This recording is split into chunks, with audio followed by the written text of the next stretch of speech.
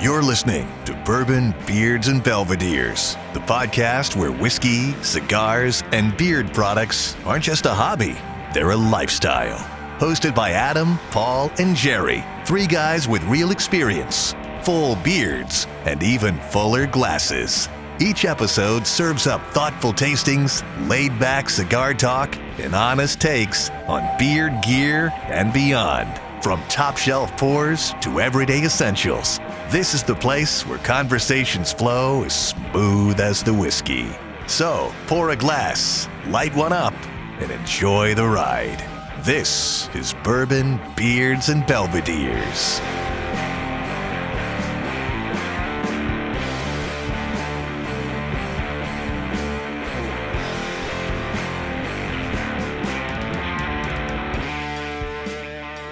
Welcome to Bourbon, Beards, and Belvederes. I'm Adam. And I'm Paul. And I'm Jerry. And today is our Halloween episode. Jerry, make sure to put in some scary sound effects right there, or I'll do it. One of the two. I got some ideas. We got some Halloween cocktails to talk about. We got some beard products to talk about. We got a cigar that's going right along with the theme. I'll tell you all about it. We're going to start out with our, are we doing any palate warmers today, guys? Do we have palate warmers? I got the cocktail ready right here. I got bottles next to me. I could pop one open and make it a palate warmer, but I've been sipping the cocktail. I've got the remainder of this beer here that I've been drinking on a little bit too. So this is a Modelo Chelada mango and chili. You've heard me talk about it on here before. If you've never had it, seek it out, try it out. They come in sample packs. They have a lime and they have a pineapple in chili. They're fantastic. I did use some of this in my cocktail. I'll talk about that in a little bit. What, if anything, I guess you guys are just starting with your cocktail. So I guess we'll just go ahead and get right into it. Top left, Jerry, what is your cocktail for today? Well, I don't have a name or anything for it. It's just something that I threw together. I was trying to figure out either a fall themed or a Halloween themed kind of cocktail. And my first thought was like apple brandy with some cinnamon whiskey and not that fireball shit, an actual whiskey with actual cinnamon sticks in it. That tastes pretty fucking good. But I figured the last time we did this, I'm pretty sure I did something similar to that. So I kind of switched it up real quick.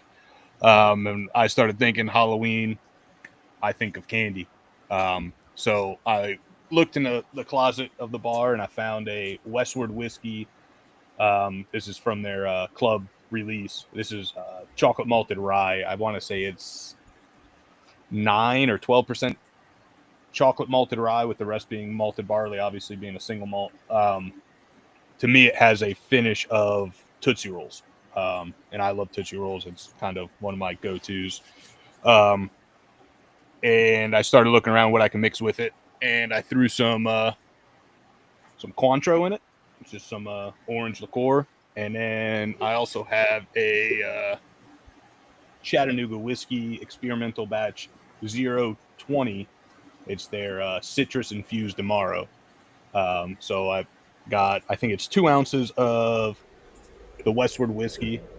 It is 3/4 of an ounce of this citrus infused Amaro, 1/4 ounce of the Cointreau, and then I put probably about 2 dashes of the Fee Brothers Aztec chocolate bitters. And it honestly tastes like a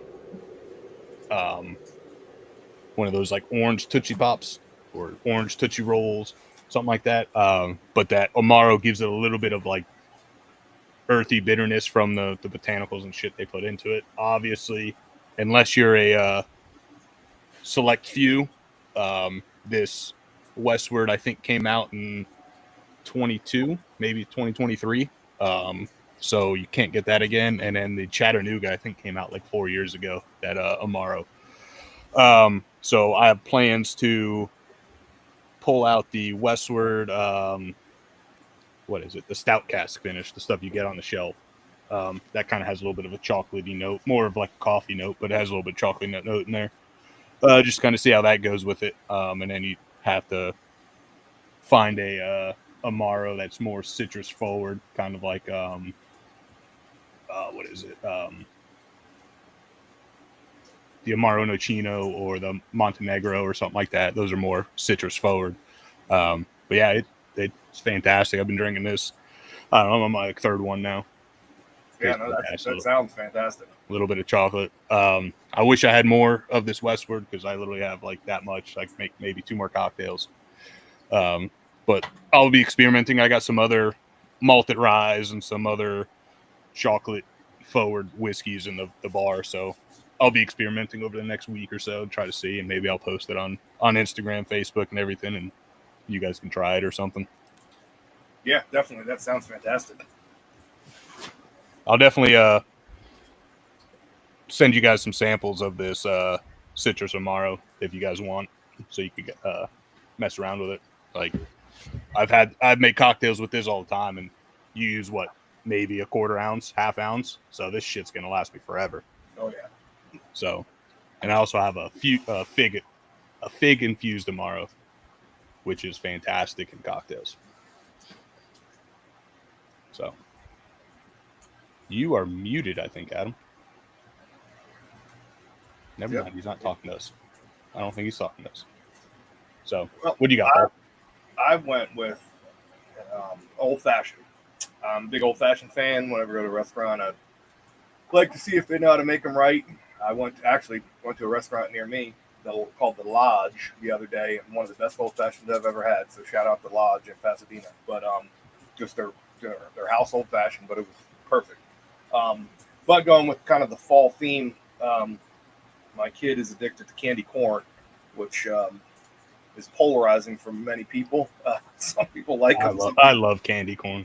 I think the taste is sweet. It's great. They taste like icing to me. Like once you chew them up, but I get why people don't like them because the texture is very. Oh, that plasticky texture is why. Waxy. Like that's just classic shitty candy.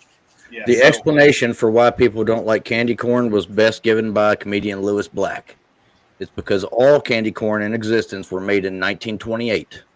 And when people are done with them, they just throw them out. And then the company goes and gets them out of the trash can. They wash them off, they repackage them, and send them right back out for you to buy again. That's why nobody likes candy corn. I'll keep buying those and those pumpkins. Yep, the pumpkins, and they back in the day they also had turnips as well. They don't manufacture those anymore, but they had candy corn style turnips as well. So I did do a little investigation because I never really thought about it until now. But so candy maker, the Wonder Earl Candy Company in Philadelphia invented the tricolor candy in the 1880s. The 3-layer design was considered revolutionary at the time. The candy was first sold under the name Chicken Feed because before World War I, which this is something I didn't know, corn was seen mainly as animal feed, and most people did not consume corn or corn products before World War I. Except in all that whiskey that they drank. Exactly. So it's sold as chicken feed. You can Google. There's images of packaging that says chicken feed. Old style candy boxes. Pretty interesting. But now moving forward in time, the Golitz Confectionery Company, now known as Jelly Belly, started mass producing candy corn or chicken feed in 1898, and the name candy corn became more common by 1940s era is when they switched it over and stopped calling it chicken feed. It wasn't until the 50s that candy corn became linked with Halloween, and it was just only due to a marketing campaign by Jelly Belly that just decided they wanted to pump up the sales around Halloween, and boom, now it's known as kind of a Halloween candy. So it's a little history on chicken feed or candy corn. But I say all that to say that my kid, whenever she sees them at the store around this time, we have to grab a bag of them. So I decided, since I like the flavor, I just don't like the way it feels when you chew them in your mouth, I made myself a nice candy corn simple syrup. And it's orange fluorescent looking monstrosity. Yeah, that looks like chemo urine is what that looks like. Look natural whatsoever, No, even like as a simple mine syrup. is still like it's almost like you threw a orange highlighter in some water and let it sit there. That's exactly what it looks like, but it tastes good. Yeah. So I made myself That a nice does. little candy corn simple syrup. So I did an old fashioned. I started with the Maker's Mark, that age stated bottle I was talking about last week. The Cask strength 7-year 2-month.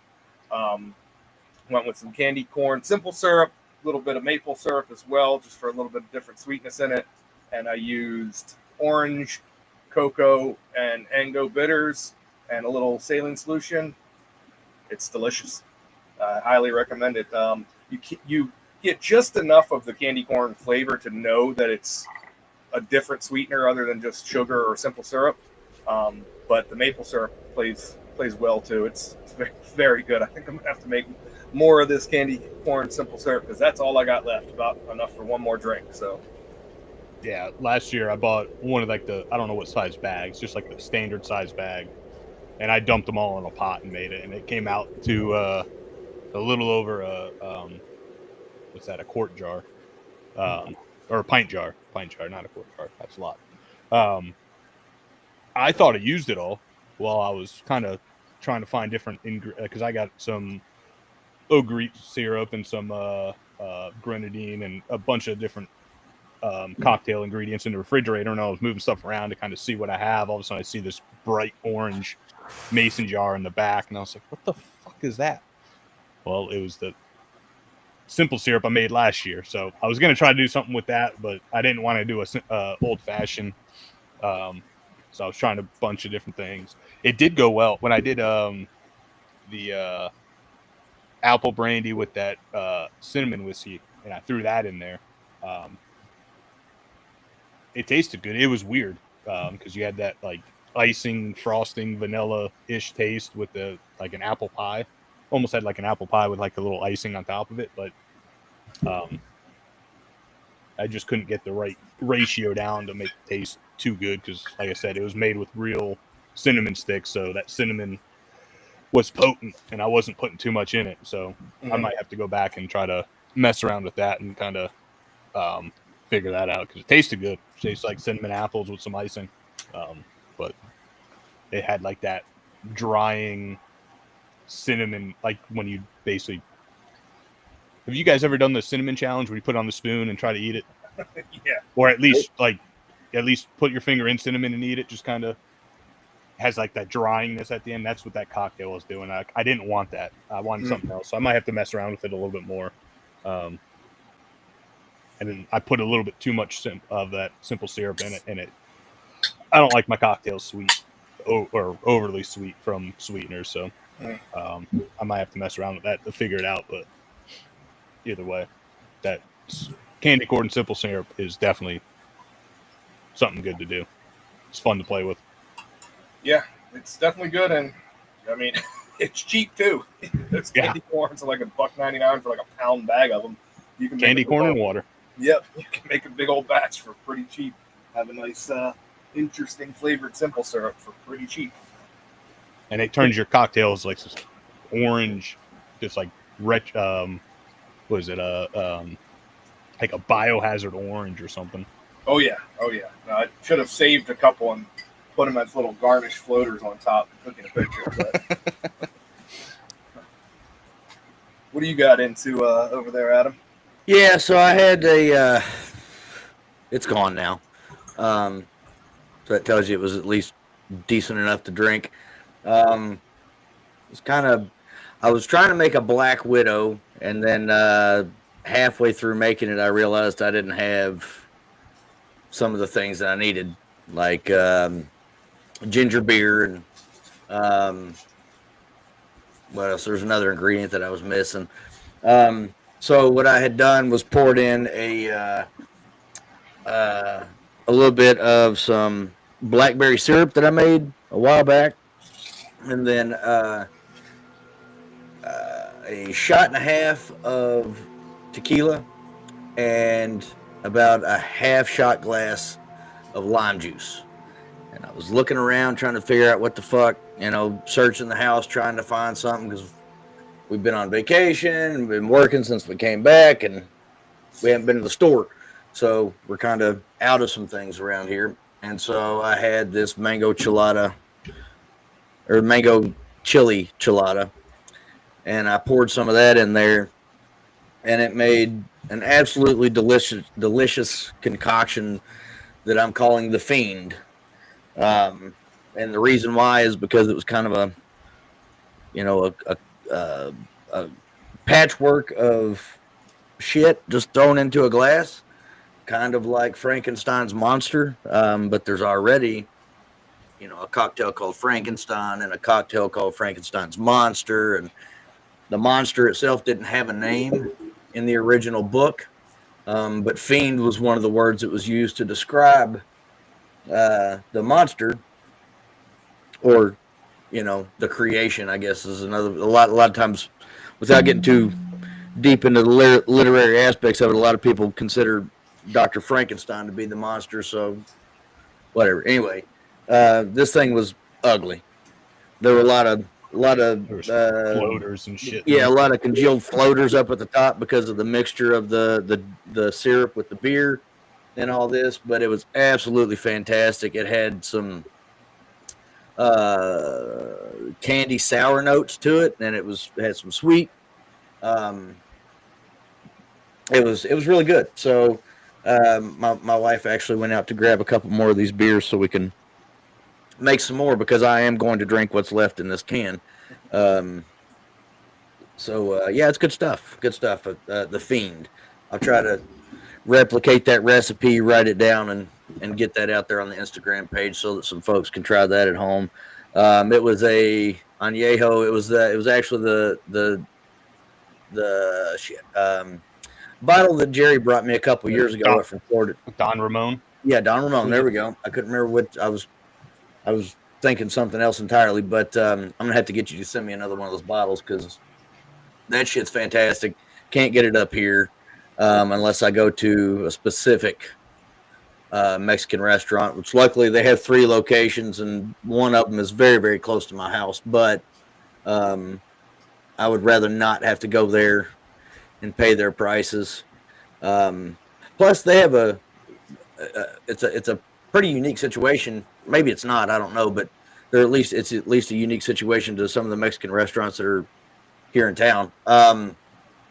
This particular restaurant, all 3 of their locations, their house tequila, they import from Mexico, and the only place in the city of Lexington, at least, that you can get it is there at one of their locations, and it's fantastic. It's absolutely delicious. I got some of that Don Ramon for my wife and I, and we were sitting there sipping, and the waitress could tell that we weren't in there to get white girl wasted at 2:00 in the afternoon on that particular day, and that we were just enjoying the tequila. And so she brought over some of this house tequila, and she told us the story behind it and gave it to us on the house, and we sat there and enjoyed that too. And man, that is some of the best tequila I've ever had in my life. It was so good. And if you guys ever come to Lexington, I'll have to make sure that we run by there and you guys can try it out. It's really, really good. But regardless, that's where I had Don Ramon for the first time. Thankfully, Jerry can get his hands on it down there in Florida. I was going to use my Casamigos that I got the other day. I wasn't. Do what? I said, I know at least my cocktail is definitely going good with this cigar that we're smoking. Is it? This cigar is fantastic. Oh, yeah. I'm a big, big fan of this cigar. We've already I'm a big fan of this brand. Yeah. I've had a few from this brand. I'm a big fan. Yeah. So this is a fantastic cigar. I've completely neglected it, and I smoked a cigar last night that just kept going out. It was pissing me off to the point where I put it out in the final third, and I just was left, kind of ruined my mood. Pissed off. And this is completely the opposite. Oh, yeah. I've not touched it for 3-4 minutes and then go right to it. Perfect draw, still lit, perfect burn line. It's super flavorful. Touch of spice in the beginning for me, but that's it's earthy, cocoa. This is a fantastic cigar. Yeah, I'm outside. It's been raining for probably 2-3 hours. About 2.5 hours probably now. So it's humid. obviously, and it's still. I haven't had to relight it once. It's been holding up. A little wavy burn line, but it's even. Kind of see that on the camera or the video if you're watching it. It's a little wavy, but it's on. So what we're smoking is is from Crown Heads. It's their Blood Medicine, their limited edition from this year, 2025. They had 3 different vitolas this year. They had a 5x52 that went for roughly about $10.50 a cigar. 6x54 that was about $12.50 per cigar, and then the one we're smoking is the 5.5x56, which is about $11.50 a cigar.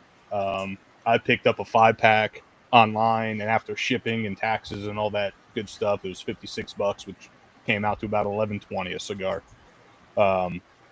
Before all the tax and ship, it would have been like $9.80. I think it was like $47 or $48 for the 5-pack plus shipping. So fantastic price. It's an Ecuadorian Habano wrapper with an Ecuadorian Connecticut seed binder and a Nicaraguan filler. Yeah, Paul basically had spot on. For me, it started out as a little bit of spice. I had my notes up for a second. I've taken them as I've been smoking. Yeah, a little bit of spice, a little bit of chocolate. Nice, clean smoke. Obviously, it's not a Maduro or a full Nicaraguan that's going to be like a chewy, heavy smoke cigar. This is a little bit lighter. It's not like hanging around, so it's kind of nice. Going with the cocktails, nice. And then going into the second third, I'm getting a little bit of like a burnt toast, almost like toasty quality, but it's burnt toast in a good way, I should say. And in that second third, that spice definitely ramps up a little bit. Not crazy, just a little bit more, just to kind of say, hey, I'm here. Like I said, the burn line is a little wavy, but it's even. Construction was great. Yeah, I don't know. I've smoked a few Crown Heads over the years, and they've all been fantastic. This is definitely another one. They have another one called the Blood Medicine B Positive, I think, which instead of the Ecuadorian Habano wrapper, it has I wish I wrote it down, but I want to say it's a Maduro wrapper. So basically same thing, everything except has a Maduro wrapper. I figured we smoke Maduros a lot on here. Obviously we like Maduros a lot, especially Nicaraguan Maduros. So I figured I'd pick up something a little different. I lean more towards Nicaraguan Maduro, and then just Habanos. And so I saw this one. I was like, all right, because like I said, it's a little bit of a cleaner smoke, a lighter smoke. Doesn't kind of sit with you. There's times that we'll smoke some heavy Maduros, and like the next morning, even after brushing my teeth, mouthwash, and everything else, you still taste it. And I figured since we're doing cocktails, something a little bit lighter might go a little bit well. And like I said, a little bit of chocolate with this cigar, with that chocolate malt, going great. Yeah, I mean, I get a little bit of spice, but for me, it's coffee. It's just, especially in the second third, it's even more coffee than more of a. I don't want to say burnt coffee, but definitely get that smoky quality that coffee gets when it's been sitting in the pot for a while. Mm-hmm. Which I actually enjoy. I guess I'm kind of weird in that way, but if I walk in somewhere and they've got some coffee that's been sitting there for, a couple hours, I'm not going to be upset. I will go ahead and drink the hell out of it and enjoy it anyway. So it does have a nice draw. It is well constructed. It's not gone out once. And I mean, this might have the cleanest burn line I have ever seen on a cigar. That is just straight all the way around it. I mean, you couldn't cut it straighter than that. In fact, I didn't cut it straighter than that down here on where I actually did cut it. So that's funny because I used the V cut on mine, and as I'm clamping it, my finger had like a twitch. So I fucked. Well, it's not bad, but it's definitely not an even V cut. Now, if I were to set mine on its end, that some bitch would be at an angle. It's really good though. I like the cigar a lot, and it does go well with all of these, with my cocktail and the beer, and I'm sure it would go well with the bourbon as well.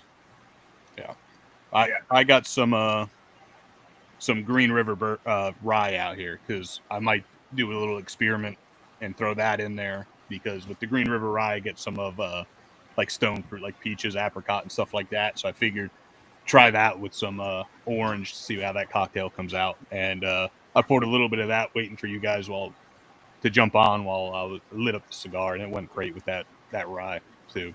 Sweet rye with that little darker notes, or all toasty notes of the cigar. Yeah, no, it's definitely a good one. Appreciate you sending this one out. I'm definitely gonna have to look into get a few more of these because definitely definitely look, like I said it. Oh, and something I forgot to mention: each vitola was limited to 700 boxes.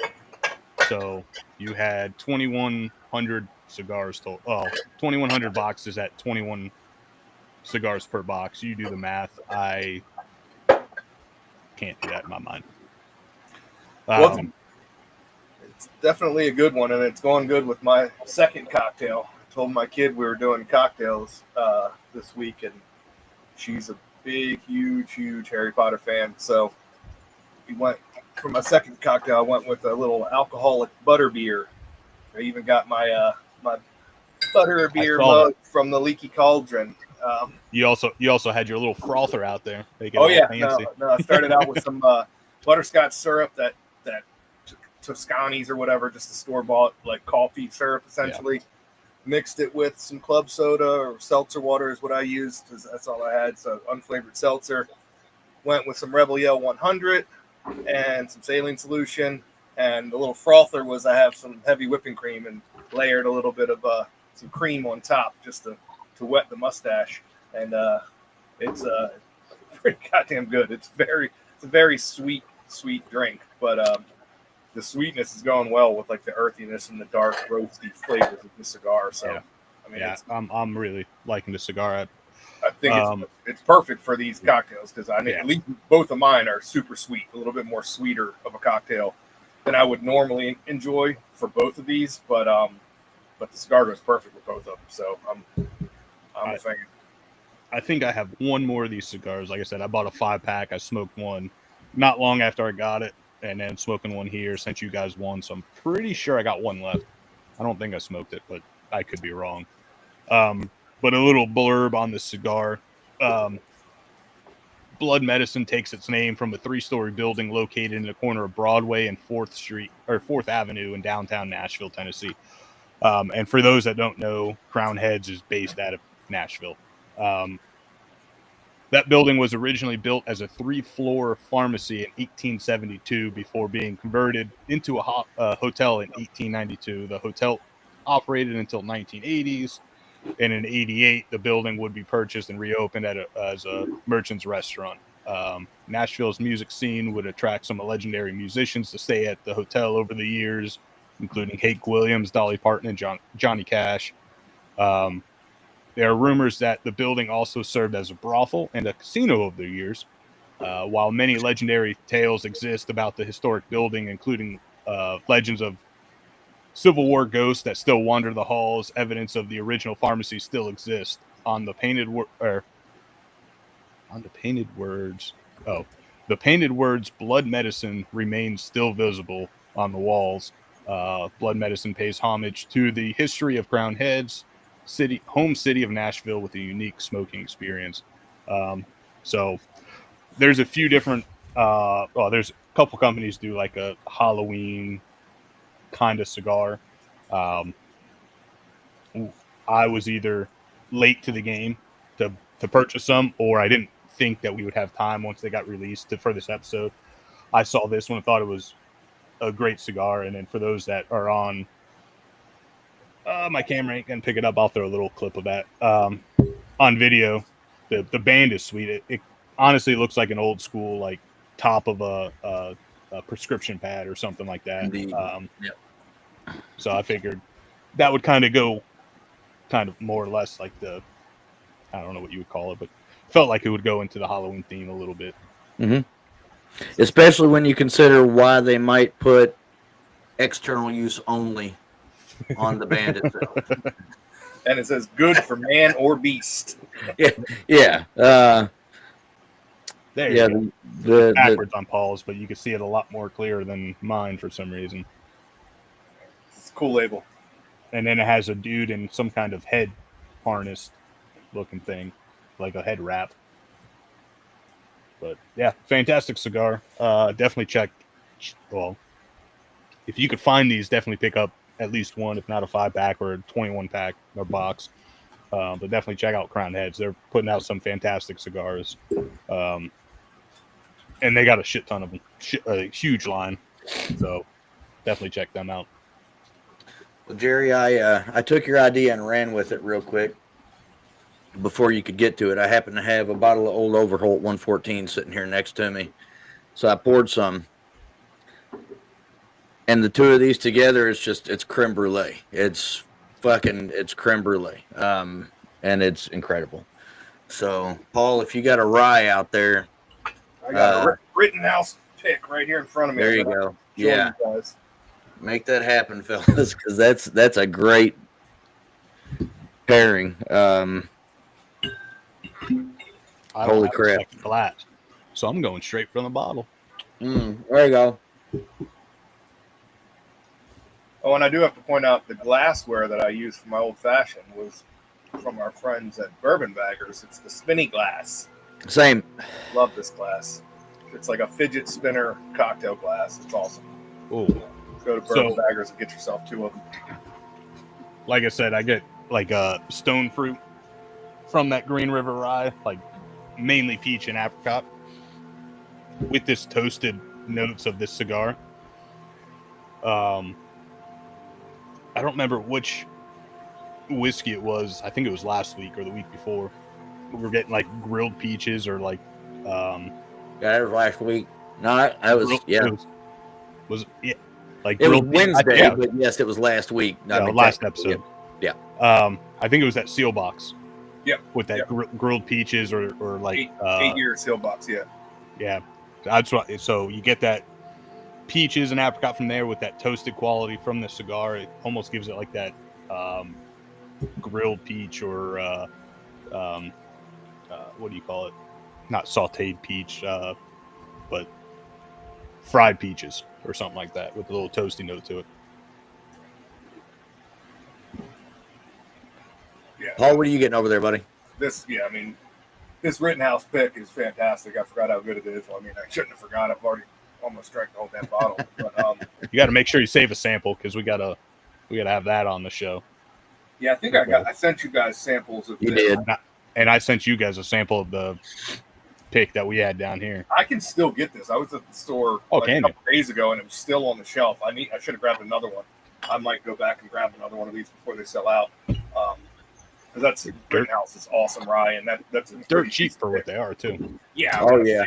Less than $40, I want to say I spent on that Rittenhouse store pick. So, but no, it goes so well with the rye, which I mean, it speaks better. I mean, more to the cigar because I was just complimenting how good it goes with these sweet, cocktails that I have. Now this is not super spicy, but Rittenhouse is got a decent spice to it for a rye, and it's perfect. It goes right. I mean, it just brings out like toasty notes, and I mean, when I was looking up this cigar, just see what we were going to be smoking today, it said I saw 2 different reviews that said to smoke it with a single malt. So I'm gonna have to try. I don't have any even American single malts out here, I don't think, but when I inevitably find some of these cigars, because I will be on the hunt to try to buy a few more, I will definitely try to have it with a single malt because it's gone fantastic with sweet cocktails and now a somewhat spicy 100 proof rye. So I can imagine it's going to go good with everything. Yeah, I just happen to have this old Overholt sitting here. I was trying to find my Rittenhouse or my Green River Rye. My Rittenhouse is all upstairs, but couldn't find my damn Green River Rye.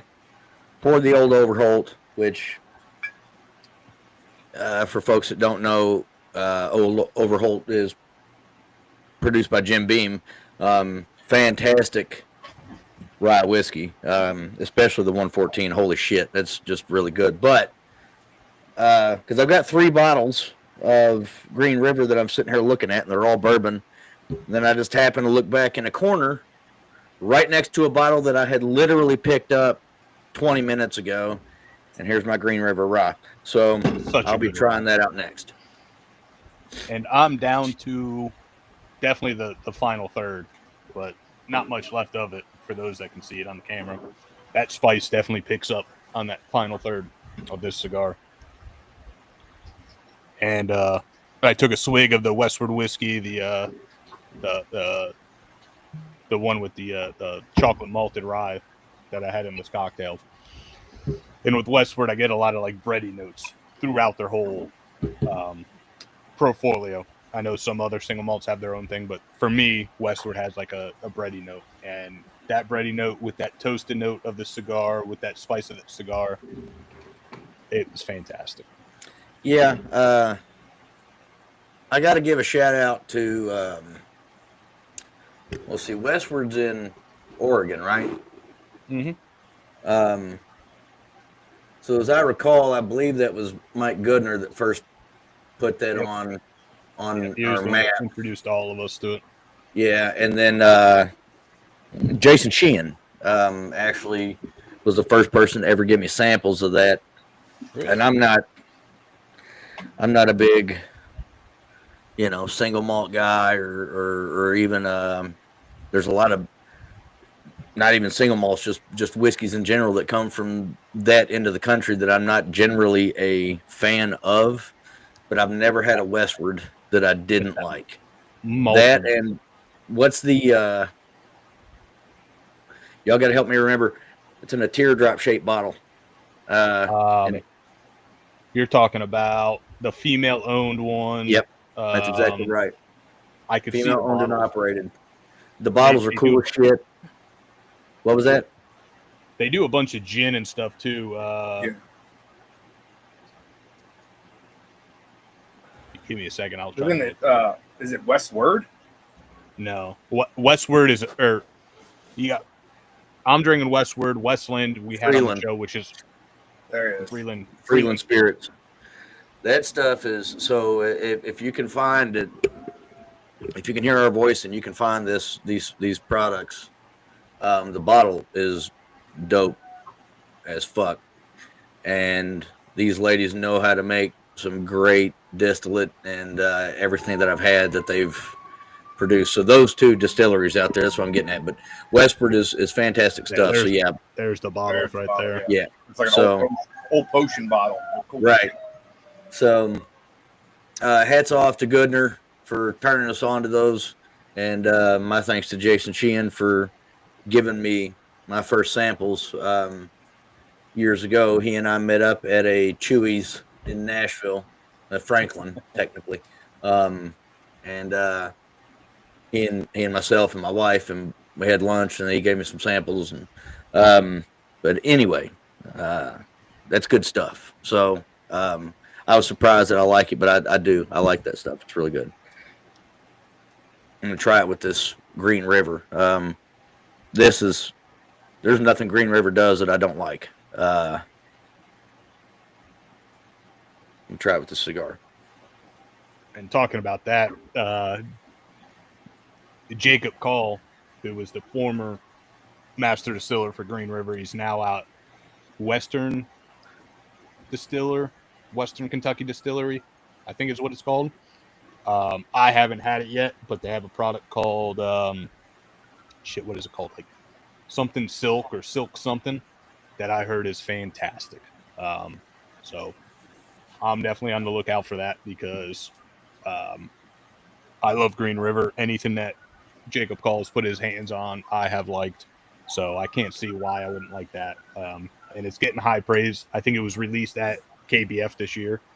And a lot of buddies that were out there that got to try it said it's fantastic, especially for the price.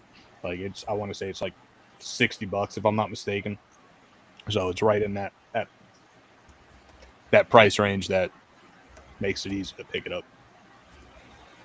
Yeah, he's at Western Kentucky. Velvet Silk or Silk Velvet or something like that. He's at Western Kentucky Distillery.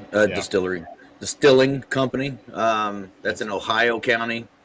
For anybody that's familiar with Kentucky, which is awesome to me because I grew up in Western Kentucky, and it's good to see that there are some of these folks down there. And I mean, there are a ton. And I'm looking at it right now. Silent Brigade is right there in Culver City. Golden Pond Distilleries. We got MB Roland. I'm sure folks are familiar with that. BH James Distillers. Got Dueling Ground, which is not real far from BH James. Western Kentucky Distilling. There's Coal Pick Distillery, the Bard Distillery, Tyler Wood Distilling Company. So people might be familiar with Tyler Wood from Moonshiners fame. Green River, and then not far away from there is Smith Holler. Balance Distilling Company. All of these would be considered to be in Western Kentucky. Boundary Oak is pretty close to. Boundary Oak's not far from Heaven Hill and Jim Beam, but depending on where you live in Kentucky, you might consider Boundary Oak to be in Western Kentucky. I don't. I grew up part of my life not far from Boundary Oak, where it is. I grew up in Elizabethtown. Boundary Oak's in Radcliffe. I would consider Elizabethtown to be more centrally located if you look at the map. But Western Kentucky, there's quite a few distilleries down there, and that's awesome to see that because it's been a dying area of Kentucky for a long time, especially since the coal industry was devastated by previous administration's policies, and it's just good to see some kind of industry being brought to that area, jobs, and things like that. But it's also good to see my neck of the woods jumping in on the Kentucky bourbon game, because why the hell not? If you can, do so. If you've got the money to put together a distillery, do it. Make it happen. I wish I could. That would be awesome. That would be awesome.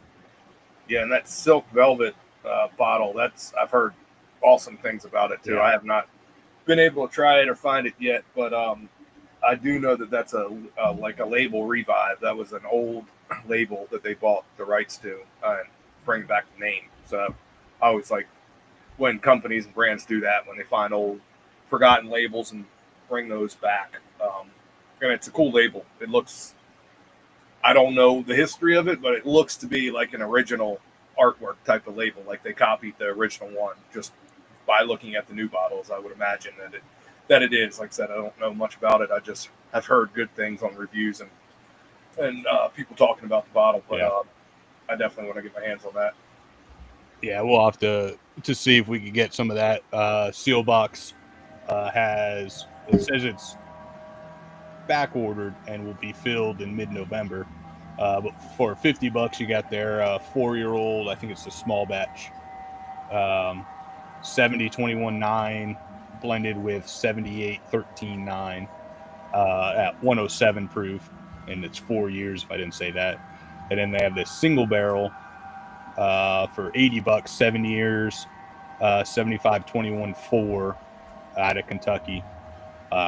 So, like I said, great prices for them. $80 for a single barrel and a 7-year single barrel, and then so yeah, definitely need to see if we get our hands on some of this and get it on the show. But you guys want to get into the beer products? Absolutely. One note though, before we move on. Don't top your butterbeer cocktail with the frothed heavy whipping cream like some websites told me to do, because it just fucking curdles while it's sitting there. And it's so off-putting to look at that I'm not going to be able to finish this. As delicious as it was, it looks like, I don't know if you can see how curdled and throw-up-y looking that is now. It kind of looks like Adam's cocktail. Oh, with man. the I floaters wish and I could stuff. show you down in it without spilling it, but it is... I can't. So that's going to get thrown in the yard. So maybe stick away from the cream. I didn't think anything in there would curdle cream. It's just whiskey, seltzer water, and sugar, like, syrup. So I didn't think there's no citrus or anything that I would think would curdle, but it's I can't even look at it to drink it. So it was delicious for the first couple sips, but that drink is now retired. Just put that frother back in it and mix it all up. It'll be good. Oh no! Now that I've seen it, I can't do that. So yeah, just leave out the cream. Perfect drink. But yeah, these beard products, I think Paul sent them out, if I'm not mistaken. Back when we were doing our little mid-season or our in-between season break to kind of recoup and everything.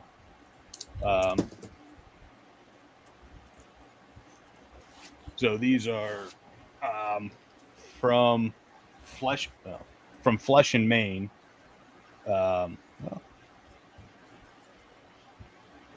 Flesh and Main Supernatural Grooming Co. is what they're calling themselves. Paul sent out some samples. I got the Creature, which is frankincense and bergamot. Very nice. Gentleman Jack, which they don't have on their website anymore, so I'm wondering if it was like a limited edition thing. It's lavender and vanilla. Also Psycho Clown, which they called the Screamsicle, which is blood orange and vanilla. Also not on the website anymore. And then Wolfman, which on the bottle says fir and balsam. On the website, it says Douglas. It says fir and cedar. Surprisingly, I actually like this one. I don't like pine scents, but this fir balsam cedar scent, very nice. Kind of reminds me of Christmas more than Halloween, but these scents were fantastic. Good ingredients. I don't have. Did I? Nope. Shit. I didn't write down the ingredients. So I gotta find those. Yeah. So it's sweet almond oil, jojoba oil, meadow foam, seed oil, yep. Natural fragrances which vary by scent, tea tree oil, grapefruit oil, and lavender oil. And yeah, there were some interesting scents. I honestly don't remember purchasing these or sending them to you, but I have enjoyed the oils. I think it was a sample pack that I bought that had 8 scents, if I recall. And I think I sent you guys each 3, and I kept 2. I have 4. Maybe it was a bigger sample pack because, like I said, 2, 3, 4. I was trying to remember who sent these, and I didn't think it was me. But right now, their sample pack has 9 different samples, including a unscented one.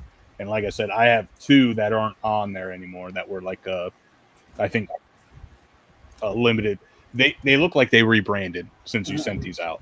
So I'm guessing those 2 got wiped out. So I want to say it was like 10 or 12 on the, because I went back in the text to see there was like 10 or 12 cents on that list that you sent out. So it might have been 12. Maybe it was 12 and you sent us out 4 each or something. That must have been the case. I could only find 2. I don't know if I've already used 2 of the samples. Usually when I get a new package, I like to get into them a little bit, and this must have been long enough ago where I completely forgot ordering these. Like I said, it was during our little in between season, off season hiatus, whatever you want to call it. So it was 2 months ago, at least 3 months ago, which is not that far. I should remember. A lot of shit has gone down in the last 3-4 months. Yeah, Adam, what scents did I send you? I don't know. He doesn't remember. Yeah, I don't know. I didn't remember that. I've had so much going on the last little bit, and we're awash in a glut of samples. So I'm not entirely sure, to be honest, and I didn't really have time to, because I thought that we were just going to do our own scent. I didn't recall having mentioned that we were going to do these samples for this particular show, and then I just didn't have time to go in there and find them. So I don't know the answer to that question. I'll have to find them and use them and give an update. What scent are you using? The Talk about Smash, that. Smash from Bay Area From Beer Bay Company. Area. It's a go-to of mine. Classic.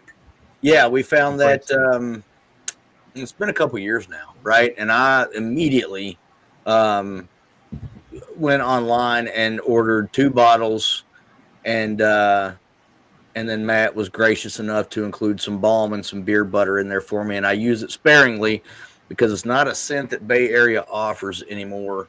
But I love it. It's it's everything that fall is in a bottle. I love the smell.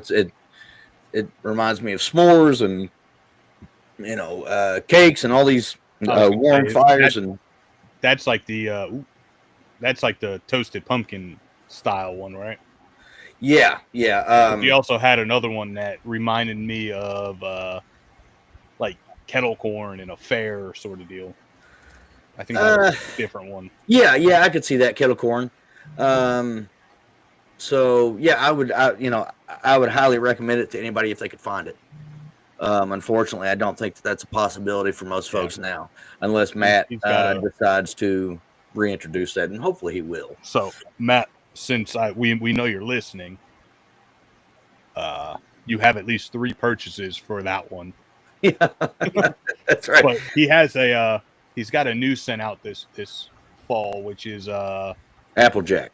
Applejack, which is like bourbon and apple, and it sounds fantastic. I haven't pulled the trigger yet. I don't know why, but it sounds, well, I do know why. I have too many fucking oils and samples and shit in the bathroom trying to work through them. But it sounds I'm going to eventually grab one. But yeah, it's like bourbon and apple. And I've come to realize that other than like the cologne scents that I love an apple fall scent. The Bane blends, was it the Rustic Woods or whatever one that we talked about when he was on? I grabbed that. That one is fantastic. So anything with apple and fallish notes to it, I love. So I'll probably be grabbing that one. They're Matt's or Bay Area's Applejack. Sounds fantastic. And all of his stuff is fantastic. We've had him on a few times. We've talked about his product a shit ton on here. And he doesn't sponsor this thing. He doesn't do anything. We just enjoy his products that much that we are willing to give him free advertisement. Yep, man, he's just a genuinely good dude all around. So That's right. He's awesome, dude. Me and Paul met up with him. Me and Paul, when was that? 4 months ago? 5 months? No. When did we go? It was a while back. It feels so long ago, but I started thinking about it. I'm like, maybe it wasn't. But Paul flew down to Florida. We went to J.C. Newman. I think we talked about it on the show. And then we met up with Matt at a bar to watch the Stanley Cup game, and we just hung out with him for a couple hours and had some drinks and some food. Awesome dude. So awesome dude with an awesome product. Yep. So back to the Flesh and Mane. They did rebrand. I did just find this. They say the reason for the rebranding is it was just fun. It gave them to bring back some color and energy that they were missing from when they started. It sounds like they are now carrying bigger soap bars, which they're solid soap and scented soap bars. They're 12% larger. Upgraded shampoo and conditioner, new bottles, new formulas, better performance. The sample oil pack, it's fewer scents and more oil. So they said they streamlined the sample pack to include fewer fragrances, but each bottle now is 4 milliliters more oil than before. That's a lot of extra use for oil. So I probably did get a 12 pack, and now it's an 8 pack or a 9 pack. Yeah. And they say smarter, more effective soaps. They've added beneficial ingredients across the board like charcoal, kaolin, alkanet root, and French green clay. Before, a bar like Marie Laveau was just soap and mica. Now everything pulls its weight. So they also reworked some of their fragrances. So they did rebrand. It's cool rebranding. I definitely like the new website. So the scent that I liked the most was Bride. Haunted Sweet Shop, I guess. There's 2 names. It's chocolate and juniper, which does not sound good at all. Nope. As two scents that go together, but it is good. I really like the scent. Somehow it works. The oils themselves are like my perfect. It's not too thick, not too thin. It's like my Goldilocks oil. I hate thick oils. I prefer thinner oils, but I don't like them too thin. These are like the perfect consistency. I really liked these oils. And like I said, I wish I could find, or I didn't already use the other samples, but I do remember now that I'm looking back at the old labels and stuff, I remember using them, and I've been using the Bride for the last couple of days, and I really do like these oils. Great ingredients. You can get them on their website. They also partner with Shop, which makes it a lot easier to buy things, at least for me. I love when companies partner with Shop. You just put your sign in and good to go. Done. Yeah, it's like you're not even spending money. It's just already all that for you for free. So no, I really like this company. It just, like I said, I wish I would have looked into it a little bit more before we started about their rebrand, but no, everything's cool. Their soap bars look awesome. I'm a big fan of, bar soap, bar shampoo, bar conditioner. So they got looks like a lot of holiday scents out right now. There's a Headless Horseman, things like that. So definitely check them out. They got bundles. This Headless Horseman, vanilla, maple, warm fall spice. Yeah, that sounds good. Sounds awesome. So yeah, they got a shampoo and conditioner set. They're 12 milliliters each, so roughly 4 ounces each for right now on sale. At least when I looked at it at the time of this recording, a week before, 2 weeks before Halloween. On sale for $19, normally $26. Oil and balm combo, normally $24, on sale for $19. Oil, they have a 1 ounce oil for $10, which is a crazy deal. Yeah. That's like their normal price, I think. Industry standards closer to 18 to 20. They have a 2 ounce oil that comes in a skull glass. I don't know if you guys saw that. Yep. For $18, and then they call it a 4 ounce skull, but you get two 2 ounce skulls for $32. 2 ounce balm for $10. I did have one thing about that balm, if my thing is actually load. So for the balm, in their ingredient, why it just jumped? There we go. The ingredients for the balm say water, local beeswax, unrefined natural shea butter, emulsifying wax, pure coconut oil, almond oil, jojoba oil, metal foam seed oil, vegetable glycerin, fragrance, tea tree oil, grapefruit oil, lavender oil, and then some word I can't pronounce. But on the picture on the for the actual tin itself, also has what is that, like cetyl alcohol, sterile alcohol, some other words I can't pronounce. So if you're going to grab the balm, you might kind of want to look into those ingredients, see how they're going to work for you, because they're a little bit more than just the oils that we normally see. That being said, the oils themselves have the ingredients that Paul said earlier that are great. I just lost you guys. There we go. Great ingredients for the oils. The balm itself has a little bit of iffy stuff on there, so take a look at that before you purchase it. But they have 8 samples. I think they're like 9 or 10 milliliters now versus these 4 milliliters or whatever we got. So 8 samples, $20, and then mustache wax, which is 0.7 ounces for $6 for those that use mustache wax. They want to make it so you could fit it in your back pocket and walk around with it. So great pricing all the way around. Going back to these oils, it's great. Like I said, great ingredients, great scents. The skin itself underneath the beard feels fantastic. The beard itself, it felt good, but for me, I felt like I had to apply oil like halfway through the day to kind of keep that silky feel to it. The scent is about 4 to 6 hours, which is great. It absorbed real good compared to the last oil I think we talked about. So that's always a good thing. 10% off your cart if you add 3 or more items to it. I don't know if it goes even more, but if you add 3 items, it's 10% off. $5 shipping. So this is a nice, cost-efficient company. Yeah, and their bar soaps are $6 a piece, which is, stupid inexpensive. If you go on their website and sign up for the mailing list, you get 20% off your first order. And it's already, these are some of the cheaper prices for good quality beard products. They have other products for hair and stuff too. My favorite product on their website is it's lotion for $6. It's a tin of lotion for $6, but it's called Flesh Revival Cream. It's a great name.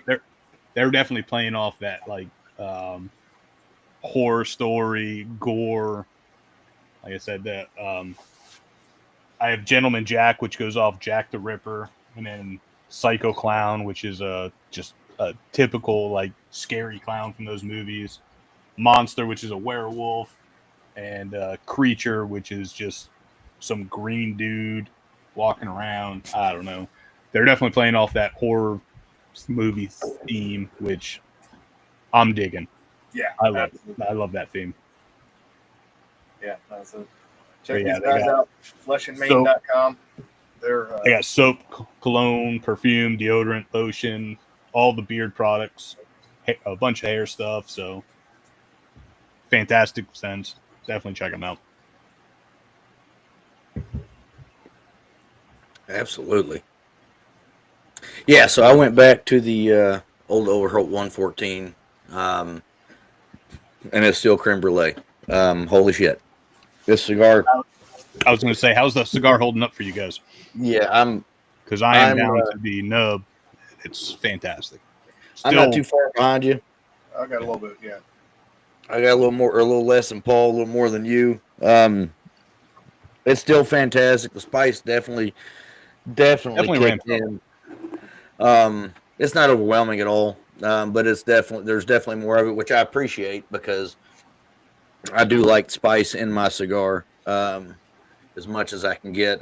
But I'm a fan of bold flavors. I've mentioned that many times. It's not bold at all, but it's not light either. It's a good middle of the road cigar, and as such, it's probably going to go well with most of the things that you pair it with. Just facts, and it's good. It's good. It's still a clean smoke. Like it's not heavy on the palate or anything like that. So it's not going to overwhelm whether it's a cocktail or a whiskey or whatever you're going to drink. It's clean smoke.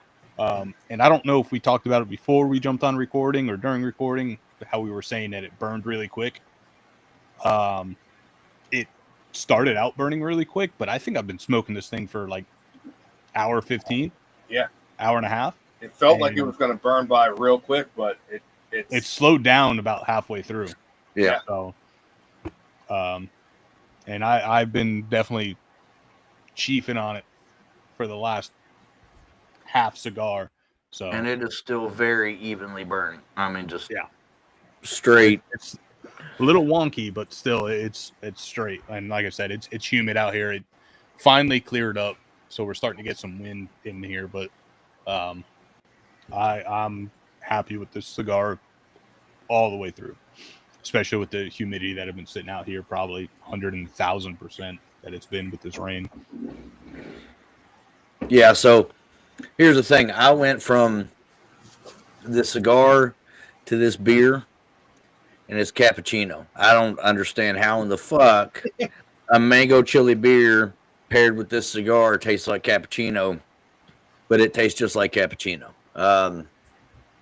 That's amazing. I really liked it. I like the cigar. I've never had a Crowned Heads that I didn't like, but this one is really, really good. I think this one is exceptional in terms of the Crowned Head cigars that I've had. Yeah. So if you're listening, definitely pause right now. Try to find some if there's any out there. Yeah. See, the B positives you can get It looks like in a lot of places, but what we're smoking right now, I'm having trouble finding it. It's a little disconcerting. Yeah, like I said, it was 700 boxes per vitola. 3 vitolas that were 21 cigars each, 21 cigars in a box. So, let's see what that is. So you got basically 44,000 cigars total for a limited release. So there might still be some out there. Unfortunately, if you find them, they're probably only gonna be a box purchase. Yeah, well, I mean, I'm okay with it. At least for me, find one. I can find them at 2 different cigar lounges near me that I frequent: Jake's and Leaf and Barrel, which is in Georgetown, the next town over. There's a couple other stores here in Lexington that have them. At least Crowned Heads. I don't know for sure that they have this specific label, but I wouldn't be surprised. Jerry's been to Jake's, and their selection is fucking ridiculous. It's just it's a massive walk-in humidor that's just, I mean, it's insane. It's absolutely insane. Jerry can verify. And then their bourbon collection is ridiculous. They have their shelves. Not even just bourbon. They have a library ladder so that you can get up to the top and get your shit. Not just bourbon, but spirits. Like they had bourbon, they had rye, they had single malts, they had rum, they had tequila, they do. Yeah. It's mostly bourbon though. Yeah. The greatest portion of it is bourbon, but they've got a library ladder you got to climb to get up to the top shelves, and but the stuff they have down that's reachable by hand is all really good whiskey too. It's not, they're not serving you Heaven Hill orange label whiskey. You know what I mean? Like that doesn't exist in there, much less end up being their well whiskey or whatever. But it's awesome. It's an awesome place. But gentlemen, I think that pretty much wraps up this episode of Bourbon Beards and Belvederes. So don't forget to check out all of these products. The cocktails, we'll get recipes up for those online, the cocktails that we had here, and then the simple syrups. I'm sure Paul can type those up and get those out there for you. I don't happen to know how to make that simple syrup out of the candy corn because I fucking hate candy corn. But basically throw some candy corn in a pot with some water and let it boil. Right. That's what I figured. But it looks horribly orange. It's done. Gross. You can find the cigars at crownedheads.com. What was the website for the beard product, guys? It was Flesh and Mane, and that's MANE.com. FLESHANDMANE.com. Skin and hair. Yeah. Skin and hair. And then like I said, I had Westward whiskey, Cointreau, Fee Brothers, and Chattanooga whiskey. Definitely, obviously, most people know about Cointreau if you're making cocktails, but Fee Brothers is some of my favorite bitters out there. They got a shit ton of different bitter flavors or whatever you want to call them. I'm a big fan of Chattanooga whiskey. I know Paul's not so much. There's a few that he likes, but I like them a lot.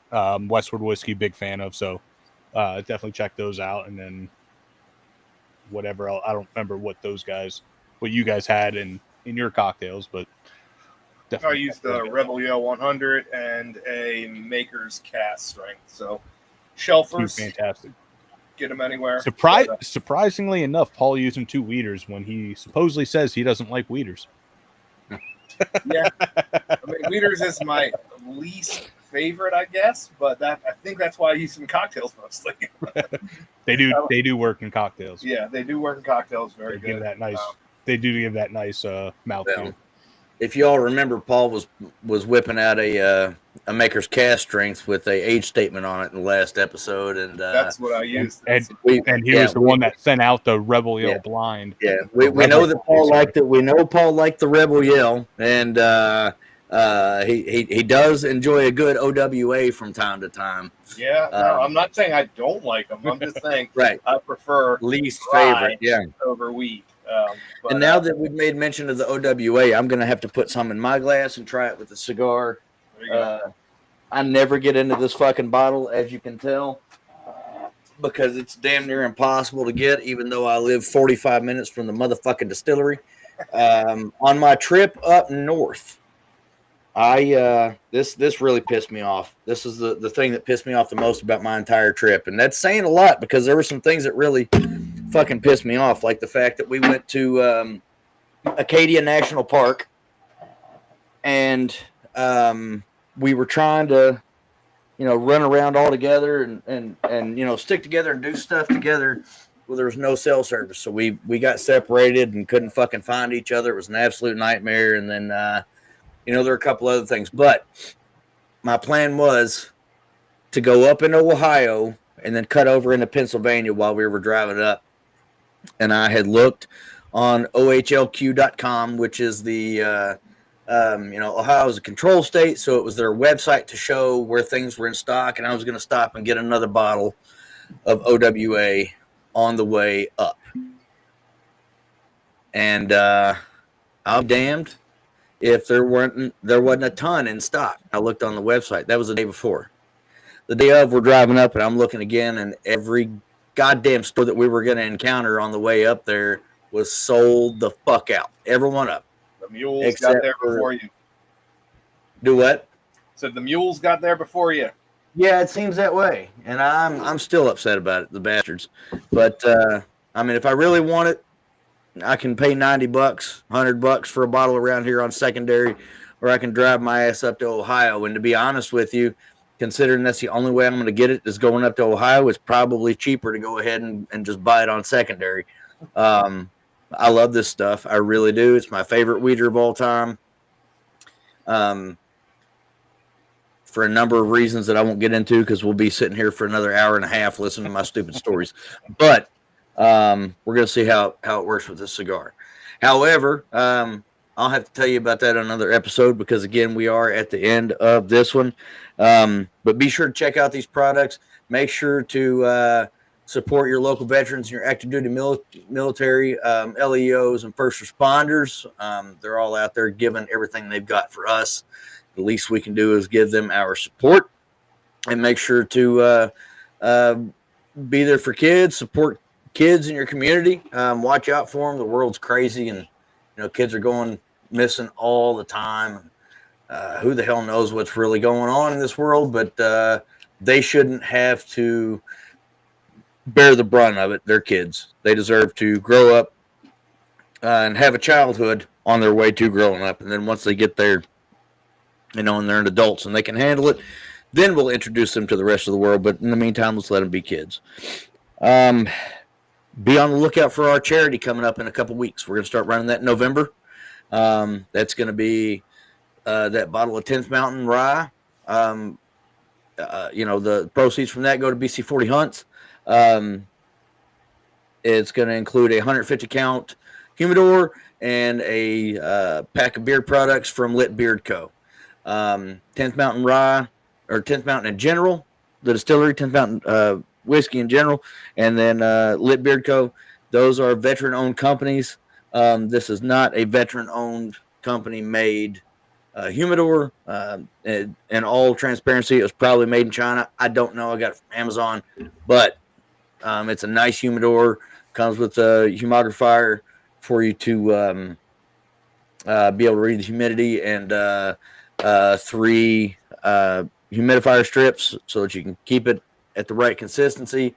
I used it for a little bit to make sure that everything's good. Just going to need to be seasoned. It is dried out a little bit, but be on the lookout for that. Like I said, that's coming in November.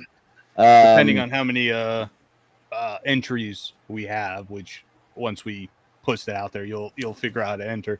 Depending on how many people we have enter, maybe we'll get some veteran-owned cigars in that humidor. Sure. Yeah. Well, I got a few of my humidor itself here, and I'm sure you guys do. Yeah. That they can be included. Whether they're smaller companies or bigger companies that definitely need to be known. So depending on those entries, maybe we'll add some of that in there. But as of now, it's just the humidor, the whiskey, and the beard products, which I could tell you the whiskey and the beard products are fantastic. Adam has the humidor at his place, so I can't really tend to that. But I know he used that for. Actually, is that the one that you had when I was up there? Or up there. Yep, same one. 2-3 years ago. Yeah. I smoked a cigar out of it. It was fine. So that humidor is good. Yeah, it's got a nice tight seal on the door. And make sure to pay attention. We tried to run this at the end of the last season. It didn't work out. People were liking and sharing the posts. And we're probably going to include that as a way to enter this time around. We didn't the first time around, but people didn't seem to listen to the instructions for actually entering the contest. So there's going to be some other things other than liking and sharing and tagging, in the Instagram post. So within the next few weeks. So make sure to pay attention to those instructions when you hear them. But let's try to raise some money for some veterans. This is something we try to do once a year at least. Just to give back to those that literally gave everything. And on that note, actually, I want to bring awareness to something. I've got a friend served 22 years in the military due to his disability. I don't know what you call it, rating, whatever. Somehow the government is trying to stop him from getting his retirement. I may be starting a GoFundMe for that in the near future. If so, I'll bring that to the show and put that on out there, and hopefully you guys can pass that along and maybe donate if you've got the ability. Maybe we can pass that around and he's going to have to get an attorney. So maybe to cover his attorney fees to fight the government, for crying out loud, just to get something that I feel like he has more than earned after 22 years of military service in the Army. So anyway, also while we're on the topic of that, aren't you doing a push-up challenge? I am. Yes. Thank you. Throw that out there. That's right. 2,000 push-up challenge in November to fight veteran suicide. I've already got one donor donated $50. I'll be putting that on my Instagram page, bourbon_beard. No, I'm sorry. bourbon_and_shine. And I may drop that in on the Bourbon Beards and Belvedere's page as well. If you can donate to that, add it as a collaborator, and that way it'll be on all pages and right, share it around and make sure everyone knows about it. Yeah, if you can donate to that, it's only trying to raise $200. If we can get more, that's great. It all goes right to the charity. It never touches my hands, and I will. I'll post videos so that you can see that I'm actually doing the push-ups. I'll post my my progress as it goes. The last time I did this, I think it was 1,000, and I beat that by 3,000 push. I ended up doing like 4,000 something push-ups that month, just because. But we'll see if I can't top 4,000 in the month of November for that charity. But be on the lookout for that as well. That starts on November 1st, so I've got 12 days, 13 days before we're really going to start that. But just trying to do some good stuff for the veteran community. They're very important to us. So if you can help out, that'd be great. And thank you for bringing that up, Jerry. That had slipped my mind to mention. But we'll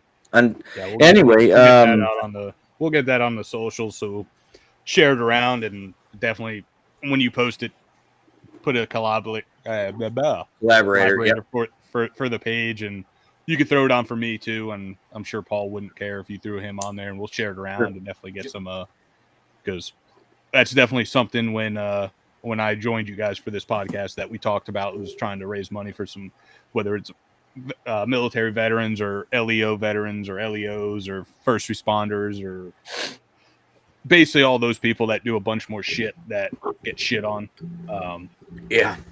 Military, firefighters, first responders, cops, all those guys that shit, even dispatchers, you know, like they go through a lot of shit and they don't they don't get shit. So that's one thing I kind of been thinking about, trying to reach more, or kind of help out a little bit more.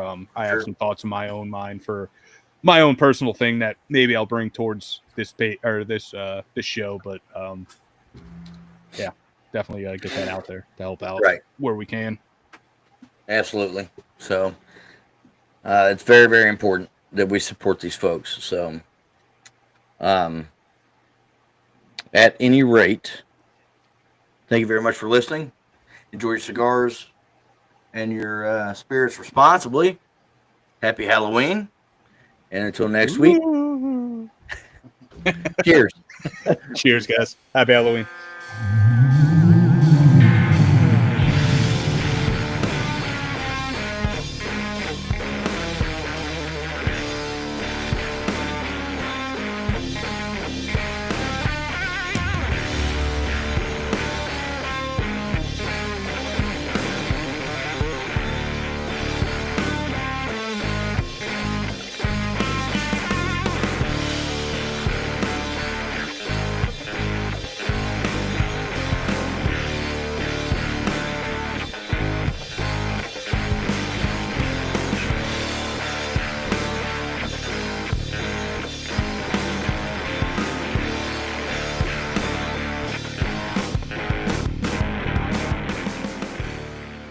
Bourbon Beards and Belvederes is produced by Adam Bolden, Paul Rousseau, and Jerry Ullman.